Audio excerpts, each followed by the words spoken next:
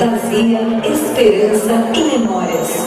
Vamos celebrar a alegria dos 25 anos de história do Natal do Palácio Avenida, nos encantar com as vozes das crianças e adolescentes do Coral de Natal e Orquestra Infantil do HSBC.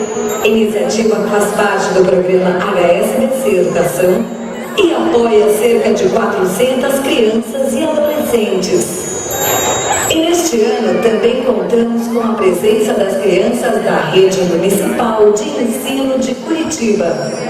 O Ministério da Cultura e o HSBC orgulhosamente apresentam o Natal dos Natais.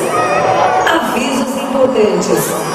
Contamos com 4 ambulâncias, uma em frente ao Teatro HSBC, uma atrás do bondinho, uma na rua Ébaro Pereira e uma outra ambulância na travessa da Oliveira Belo. No caso de pessoas perdidas, temos à disposição o ponto de encontro na porta do Teatro HSBC. Pedimos a colaboração de não utilizarem nenhum tipo de luz a laser em direção às janelas, pois pode machucar as crianças. Agradecimentos especiais: CETRAN, BPTRAN, Corpo de Bombeiros, Polícia Civil, Polícia Militar, Guarda Municipal, CAGE, DEMAF, Secretaria de Turismo, Secretaria Municipal da Educação, Secretaria de Segurança Pública e Secretaria Municipal do Urbanismo do município de Curitiba. Agradecemos a presença e desejamos a todos um maravilhoso espetáculo.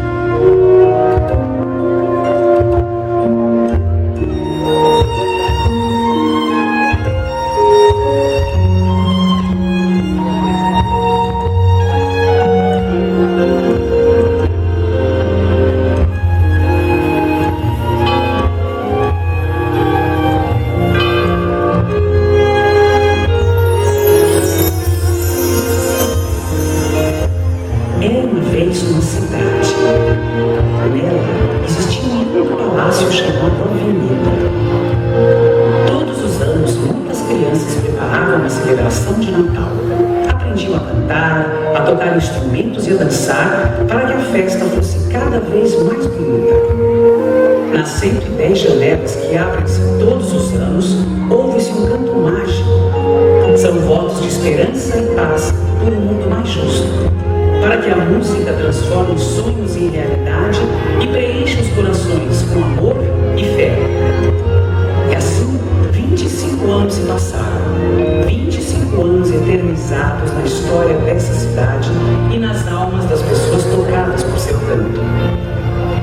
E hoje, mais um inesquecível capítulo dessa história está sendo escrito. Era uma vez o Natal dos Natais.